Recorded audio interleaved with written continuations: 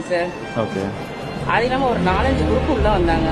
புரியுது. வந்தோடனே எல்லாம் டோட்டலா தலைகீழ மாறிடுச்சுங்க சார். என்ன பண்ணாங்க? கரண்ட் கட் ஆயிடுச்சு. மரத்தை உடைச்சு கீழே போட்டாங்க. ஓகே. கரண்ட் கட் ஆயிடுச்சு. லேடிஸ் எல்லாம் போட்டு எங்கிட்டு போக முடியாம ஒரே பக்கம் லாக் பண்ணிட்டாங்க. எங்கிட்டுமே எந்த சைடுமே போக முடியல. மூச்சு திணறி உயிர் தப்பிச்சு வந்ததே ரொம்ப ரிஸ்க் ஆயிடுச்சு. இப்போ நீங்க யாரெல்லாம் போயிருந்தீங்க? உங்க சைடு ஏதாச்சும் இழப்பு இருந்திருக்கு? எங்க தங்கச்சி வீட்டுக்காரு அவர் சீரியஸா இருக்க. எங்க தங்கச்சி பேரு பாத்திமா பானு.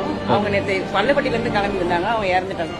அவங்க அங்கேயே இறந்துட்டாங்க. வயசானவங்க என் கண்ணு முன்னாடியே அவங்க இறந்துட்டாங்க. 2-3 குழந்தைங்களை மிதிச்சே சாப்பிட்டுட்டாங்க சார். உங்க கூட்டத்துக்கு அந்த கூட்டத்துக்கு வந்த குழந்தைங்க பிள்ளைங்க எல்லாம் குழந்தைய காப்பாத்துங்கன்னு எல்லாம் ஒவ்வொருத்தங்கிட்டையும் தூக்கி தூக்கி பசங்க நிறைய பேர் ஹெல்ப் பண்ணாங்க. விஜய் கட்சியில இருக்கவங்க தான் ஹெல்ப் பண்ணாங்க. நிறைய பேர் காப்பாத்தி நானே அந்த இடத்துல மயக்க போட்டு விழுந்து சார் என்ன ஒரு வீட்டுக்குள்ள போட்டு வச்சு இது பண்ணி அதுக்கப்புறம் அந்த பசங்க இது பண்ணி பசங்க என்னுடைய குழந்தைங்களே எனக்கு தேடி கொடுத்தாங்க. இப்போ இதுக்கு மேல